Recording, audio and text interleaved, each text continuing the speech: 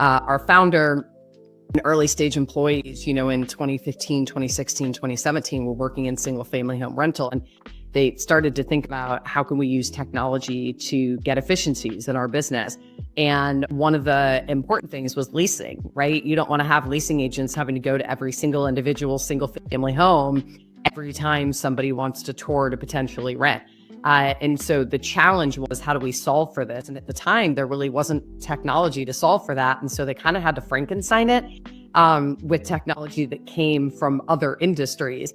And so, you ended up getting this hodgepodge of technology that wasn't really built for real estate. And you were trying to figure out how to make it work. And essentially, like, why don't we just build this ourselves, because we actually understand real estate and we understand rentals. And welcome back to Plus Partners, where we share the stories behind successes.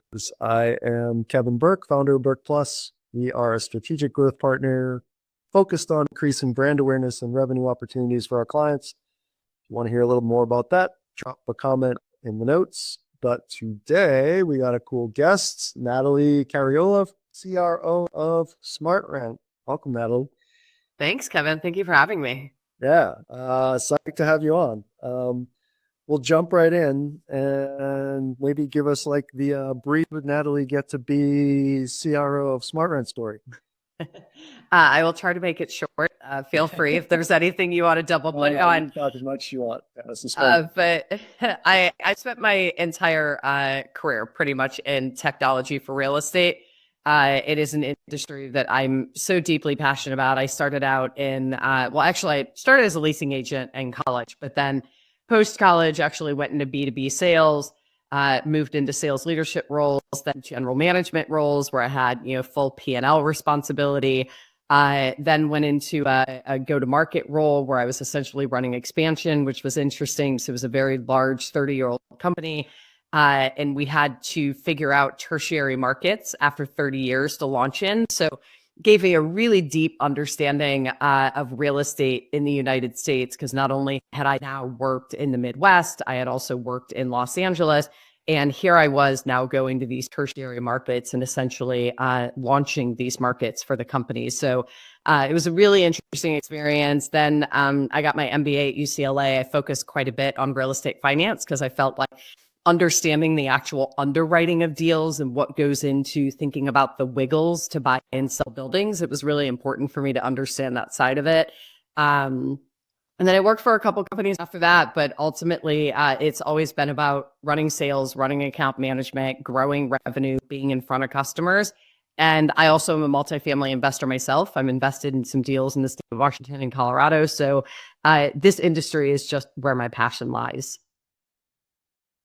Awesome. So started back when everything was pretty analog, filling your head with a bunch of data, but now you're very tech focused, kind of sitting in the seat at SmartRent. You guys are certainly on the top of the list when people talk about, sort of operational technology and things like that. Tell me a little bit more about what SmartRent is doing today and what your role is over there. Yeah, absolutely.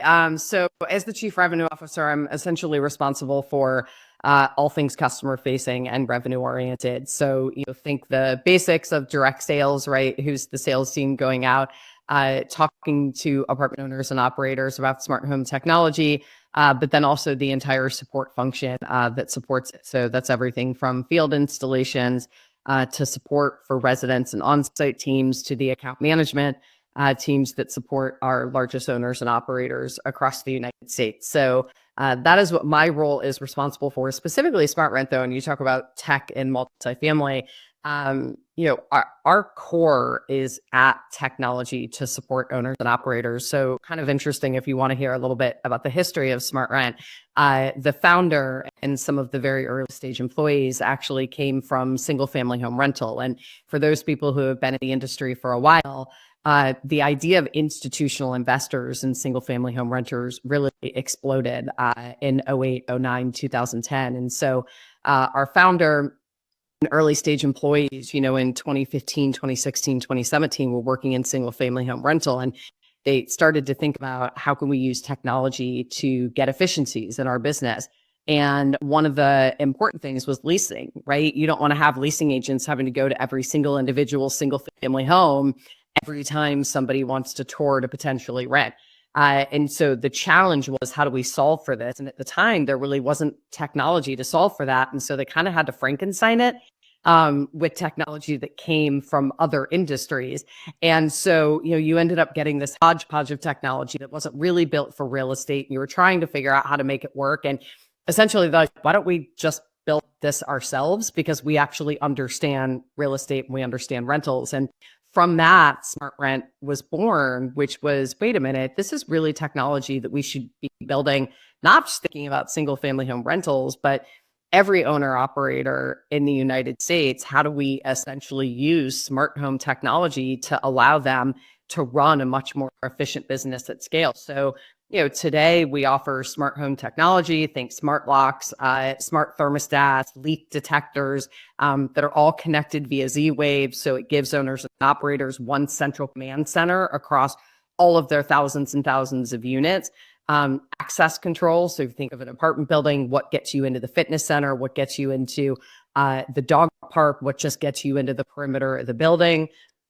Which then very naturally evolved into self-guided touring, right? Because once you have the ability to, from one central command center, allow access to the building into units, it becomes very obvious to allow renters to be able to do self-guided touring. And then also our deep passion in technology to support the operations of the actual physical building led us into maintenance operations platforms, because again, it's something that just is so directly impacted by our tech stack. The platformization of prop tech is definitely one of the key themes that I'm seeing and hearing, talking to a lot of folks, but you guys are really pulling it off. I mean, you've got your fingers in a lot of parts of the, of the puzzle there. Yeah, but I think it's a good way of putting it, because I think you have a lot of companies that want to talk about being a platform, and you hear operational efficiency thrown out a lot. You have boost NOI thrown out all the time. But I think what I was so deeply passionate about in coming to SmartRent, and since I've been able to work with the owners and operators that use our platform, is that we're actually executing on it, and we're executing it on ways that I actually think are quite simple, but hard to execute on well. So, if you think about, you're an owner, let's say, of 50,000 units. And now if you think about just basic things, like every time a resident moves in and out of one of your 50,000 units, you actually have to send somebody to the building to change the lock, to cut a key, just to simply turn the apartment home. That's not factoring in all of the people that have to access that unit while the unit is turning, right? You have people, appliance replacement, floor replacement, painters, cleaners, all these people that have to come in and out. And then you think about this massive key system across 50,000 to 80,000, 100,000 units you're managing, this sign in, sign out function. So just keys alone, what our technology has been able to do to their business, it really is game changing. And then you factor in something like leak sensors. I mean, you have owners and operators that are saving millions of dollars just by having SmartRent's leak sensors that automate emergency work orders and access to a unit to prevent something that is a tiny leak under a sink into basically flooding 4 floors of a building. So it's stuff that I think any one of us can understand. We can understand the frustration of having to change a lock. We understand what happens when our home or our apartment floods. And it's just basic technology that has completely changed the game for owners and operators. Yeah, absolutely. That kind of real world application of some crazy technology to kind of manage these things at scale is pretty awesome. And from a growing the business out perspective, are you consistently building to meet some of these challenges, or are you seeing opportunities in the market where you acquire companies that are doing some things and then kind of rolling them onto the platform? Yeah, it's a good question. I mean, I would say all the above, right? I mean, I think, part of it is we do have a large established customer base. I mean, we have our smart home tech installed in almost 800,000 units. We work with the largest owners and operators in the United States. And so, they are coming to us with ideas of, this would help us run a more efficient business. And so I think that gives us ideas of new products to build.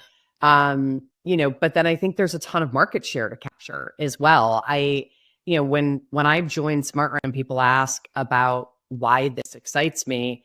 If you think about just your own day-to-day life, do you ever see, in the next 10 years, a single apartment home that doesn't have smart technology in it? I mean, it's so obvious to me that that is the direction we're moving. So I think there's a lot of market share to grab.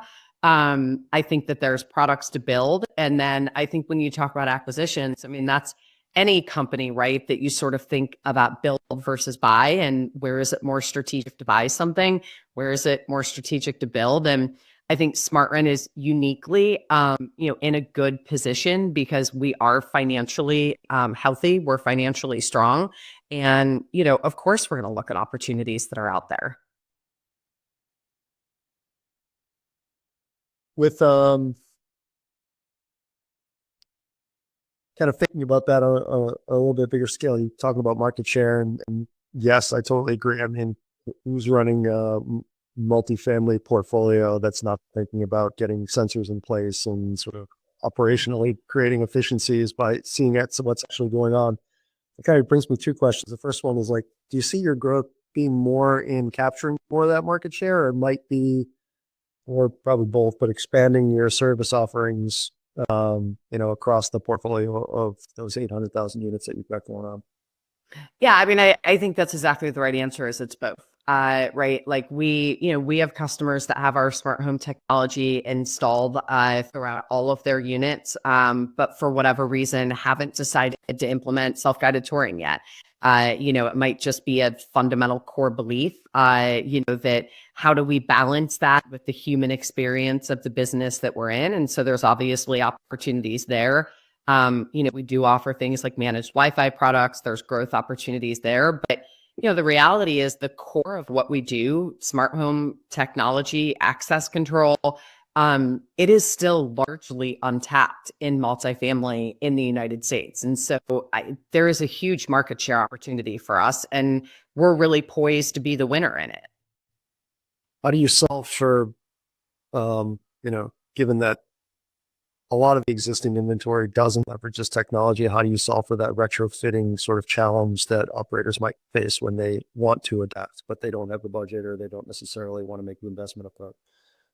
Yeah, I mean, it's an interesting question. I mean, the budget is obviously the hugest challenge because, when you think about retrofitting, like it's actually a large part of our business. So we're really, really good at it. So in terms of the actual like execution of implementation, it's a large portion of our business. So like we do this really well and we do it at scale. I would say, as a business and from my desk, being responsible for sales, that is, I think, one of the biggest challenges. That is a large CapEx expense, right? For an owner and operator, not only do they have to make the financial investment, right, into new locks, new thermostats, like into that technology, it is going into residents' homes, right? And you're changing their locks and you're changing their thermostat. And so, not only is it a financial investment, there is a little bit of friction. And I think, this is where in any decision, somebody makes, whether it's you making a decision personally or a business making a decision, is that you have to outweigh the pros and the cons, right? And so, I think for any business that financially can make the investment, uh, hands down, it is easy to do the underwriting on it because we don't have a single customer that does business with us that says, yeah, I did see a return on that investment. Like that just doesn't happen in our business. So I think, for us, the biggest challenge is really helping them take that leap of faith that they are going to get the return on investment that they expect. Sure. And where do you see, for the buildings that are looking to add that, sort of make that leap of faith, towards SmartRent, where do you see the fastest ROI coming from for them? Like, what's your pitch on that front? Yeah, I mean, it's a great question. And I would say a lot of it really depends on, first of all, the specific owner, the asset class, where it's located, what the residents are looking for. And the reason why I say that is, take, for example, some apartment buildings, you might have residents that are very much like, this is technology that I want. Like, I have dog walkers coming in and out of my apartment every day. I have a cleaning person that comes every week. I have a nanny that comes in and out. Like, I don't want to be cutting keys for people. I don't want all of this just open access. I want some sort of smart technology so that I can be assigning access codes that have expirations. I can control who's coming in and out of my apartment. This is important to me. And so there's a willingness to pay for it. And so, you have residents. I have a corporate apartment in Scottsdale that I've set up, and I would be more than happy to pay $50 a month if you put our home tech, right? And so I think you have to understand who your demographic is to, first of all, understand if they're willing to pay for it. So that is clearly the first place that I think you can say, if my renters are willing to pay for it, then it makes it easy to underwrite this. If there's not a willingness to pay for it, I think one of the very easy ways to justify it is in leak detection, because you can so easily just go back and look at your financials, and you can pull what the cost to your building year over year has been. And then you can easily do the math on, if we could prevent this, what would this equal for me? So I think those are like two fast wins.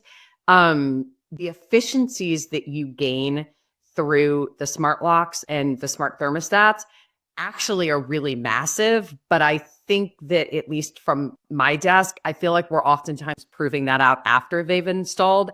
It's harder to get owners to take that jump before it's installed. Hmm. That makes me think there's got to be some sort of back end add-ons that might fit the system really well, not just from the thermostat perspective, but because you guys are working in the sensors plus, sort of temperature management. Maybe there's like some energy management solutions that could also be woven into the fabric of this. So could be very appealing and make a lot of direct savings over a short period of time for It's actually funny you mentioned it. It's exactly where we've been talking internally about this, specifically around energy management. And so one of the things that we actually just launched, which is called Smart IQ, it's essentially using AI to identify those challenges. So it's basically an AI layer over the data that we're already sitting on that essentially flags those problems. So, if you think, I don't know, like if you're a homeowner, but, I had a situation a year ago, I have an apartment in Scottsdale, a home in Los Angeles. And so this happened in my home where we were having a heat wave in Los Angeles. And I started noticing that my air conditioning wasn't cooling as quickly as it used to, but it was more like intuitive. I was like, it doesn't feel like it's as cold. But of course, I didn't do anything about it. And of course, my HVAC system broke. And then, of course, I had to spend thousands of dollars for somebody to come out to do emergency maintenance. And so what we're doing is essentially using all of the data that we're already sitting on to go, wait, instead of like Natalie having a feeling that things aren't working right, instead, we actually have data that says, hey, building owner or building maintenance person, building Y looks like the HVAC is struggling compared to all of the other buildings that are in your community. You should go check that out. And so then it can auto generate work orders so that maintenance goes and looks at the HVAC system before it breaks down. And if you start to think about the cost savings that you get by not having to do emergency maintenance at 2:00 in the morning, because that's when you get the phone call that the AC unit isn't working, you also can start doing that preventative maintenance, which is essentially going to make your HVAC unit last longer, which can save you thousands. So it's funny you mention it, because it's exactly what we're working on. Love that. Yeah, it just seems like an obvious extension of the things that you're doing. I mean, you've got the human side at the thermostat, but it's like once the equipment starts malfunctioning, humans aren't really involved in that. But if you can get ahead of it, then it becomes less of an emergency. That's exactly. I mean, I think that's where there's like such cool ways that you can be using AI specifically, not only to protect the physical assets, but to actually be able to get in front of your maintenance operations as opposed to everything being so reactive, right? Right now, your maintenance work order gets submitted, complete work order. It's this, this is the way the function works. When you start layering in AI and actually pulling in data, you can start doing the maintenance before things break, which not only makes you able to run a much more efficient maintenance operation. Think about what a better experience it is for your renter, because now they don't have to have work orders because you're fixing things before they break. Yep. Yeah. No, it's yeah. We're mapping out the future right here. This is good. I like it. Yeah, I mean, that's why I'm excited about it. I'm like, this is how I want to live. Like, I wanted somebody exactly. to show up at my house and fix my HVAC before I had to spend thousands of dollars because it broke. Yeah. The old movies that have been like, I didn't call the HVAC guy, but now it's like, oh, thank God you're here. I ordered. Exactly. I'm so glad you're here. Yeah. Yeah. It's very funny. Does SmartRent face the tenant experience as well, or is it really just the owner experience that you guys interact with? No, absolutely. I mean, we have a support line that not only supports properties, but it also directly supports renters because, this technology, while because I've always worked on the B2B side, I talk a lot about how this benefits owners and operators because, for them, this really is game changing having this central control and command center across 50,000, 80,000, 100,000 units, right? But it absolutely impacts the renter in ways that are so positive. I mean, I go back to some of those examples I gave before. I mean, if you live in a building that doesn't have smart technology and you have a dog walker and you have a housekeeper and whoever else might, for whatever reason, need to be coming into your apartment, you're either making copies of keys and giving them to people, or you're leaving them under a mat. And it's kind of like, who wants to live like that anymore, right? So this benefits the renter. The other side, if you think smart thermostats, like I have an apartment in Scottsdale where it's 120 degrees right now. If I come to spend 3 weeks in my home in LA and I forgot to turn my air conditioning off, like, boy, oh boy, am I going to be pretty unhappy when I get back. And to not be able to go into my phone and just see what my thermostat at my apartment in Arizona is set at, like, that is a poor renter experience. So we absolutely do impact the renter. You you spoke a lot about how you're leveraging the data that you're collecting through all your sensors on the operational side. Are you pointing that at the user experience a little bit as well?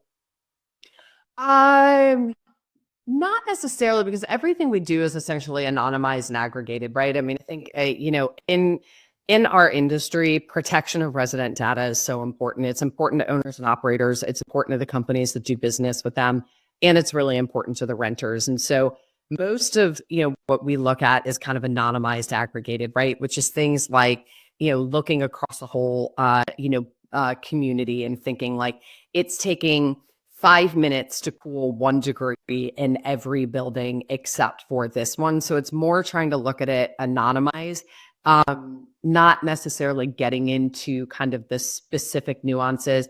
Now, we do build our technology so that residents can set it themselves to their specific preferences. So, for example, like they use our app to open their door, they use our app to control their smart thermostat, they use our app to get in and out of the fitness center if they have access control with us. We also enable them to do things like connect Alexa through the app so that they can actually start using it. We don't have anything to do with any of that data or any of that information, but we just give the ability for them to enable it. So there's some things that I would say that we do build for residents, but not kind of driven around data. Got it. And is the app that they might be interfacing with, is that sort of a white label solution that's specific to the property that they live in, or do you guys actually stand front and center in front of that? So as of right now, it is specifically SmartRent. It is definitely like an internal conversation around offering owners and operators that white label solution, because if you look at all of the apps that are out there with apartment buildings, because we are the technology that gets you in your amenities, gets you in your front door, and closes your thermostat. I mean, we launched a building a couple of months ago that within 30 days had 100% engagement. I mean, our engagement is oftentimes over 90% of buildings because we opened the door. So, it's definitely been an internal conversation that it's like, we have much higher engagement rates than anybody else does. How else can we be helping apartment buildings serve the renter? What's you mentioned earlier on, just anecdotally, but what's a rough like door price for running a smart apartment? So then go. It's a really good question. So, I have always worked in the software side of business, and this is the first time I've ever been in hardware enabled software, and in an industry where we're actually rolling up trucks and doing construction, right? And so the reason why I say that is because anybody who's worked in that business would know it so wildly varies, because of the fact that it depends on what type of hardware you have. Every different state has different requirements of what type of hardware you have to have. How high end do you want to go? So, I would say that, you could be anywhere as low as, I don't know, $500 a unit to over $1,000 a unit. It kind of just depends on what technology and how much of it you need, how many thermostats are in a unit, how many locks are there. So, there's a big range though, which is why we always say to owners and operators, like, at least have the conversation with us, at least let us understand what you're looking for. Let us give you the proposal because it ranges so wildly. And we also offer financing options. So we can actually do things where you extend it over time so that it isn't such a big CapEx expense. So I think we have a number of ways to make this work for kind of whatever the unique situation is for that owner and operator. Yeah. Awesome. Okay. We'll go back to big picture a little bit. You guys are like kind of flying. You're with Deloitte's Tech Fast 500 past few years. Yeah. What's the secret to keep that kind of consistency and that kind of growth kind of going this way? Yeah, I think it's a good question. I would say at least my core belief and the new CEO, I think our executive team and board are aligned around this, is that we need to focus on what we do really well, and we need to focus on our core, and we need to make sure that we're delivering on our promises to customers. And so, our customers look to us to gain operational efficiency and boost NOI, but do it for real, not just like a tagline on a media piece. And that's what they expect us to do. And so we have to continue to focus on delivering that for owners and operators. And I think we have to just be really careful of not getting caught up in the shiny objects. We have to make sure that we continue delivering. And I think we have a huge opportunity to do that. Internally, we talk a lot about being the operating system for all things physical in the building. And if you think about being the operating system for all things physical in the building, we have a real long runway as far as ways that we could execute on that. Yeah, for sure. Yeah, lots going on there. What okay, you're looking to add a new portfolio of multifamily into the mix. Who are you targeting to kind of make that sale to them? Like, who's your real client profile? You mean like actual like employees in the company, like who kind of? Yeah, I mean it's easy to say, all right, we go after everybody that has a portfolio of 30,000 units or better, but like who are you actually looking at within those organizations to try to make a decision about the sale? Sure.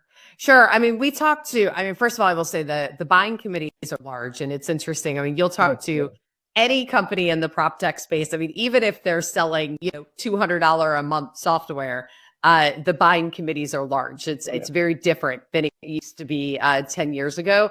But especially with us, because we touch so many different things, right? So we're absolutely typically working with like a chief technology officer because this is a big technology play for them. We're oftentimes working with an acquisitions team because they want to look at how they underwrite this into deals that they're acquiring and how this impacts the things they're selling. We absolutely work with heads of asset management, right? Because this is very much an operational play. We'll typically also work with like heads of regional facilities or heads of maintenance because this so directly impacts their operation.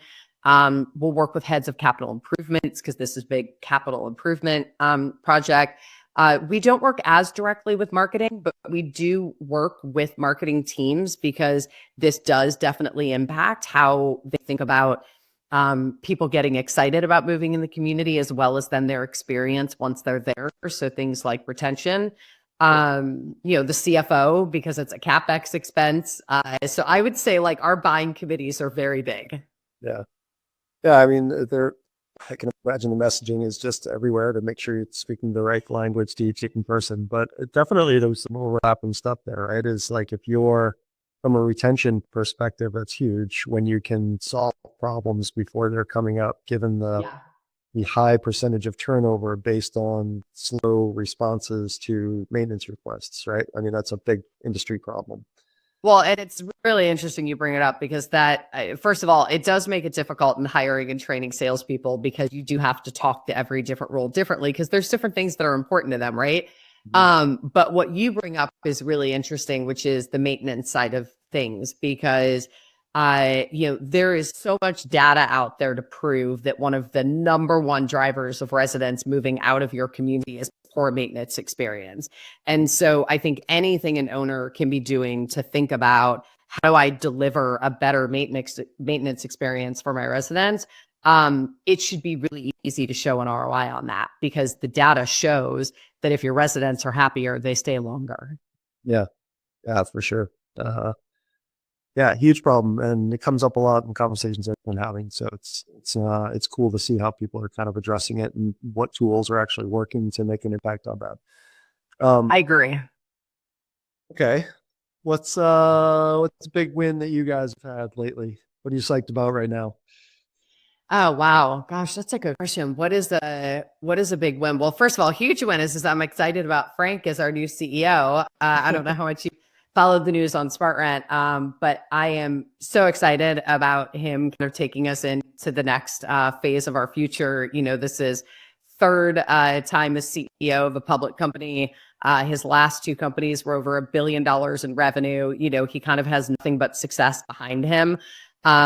He's been a board member for over a year. He knows the industry, he knows the customers, he knows our business. So I would say that's a huge win to have somebody of his caliber, and just the experience level that he has to kind of look at SmartRent and be like, yes, I see opportunity here.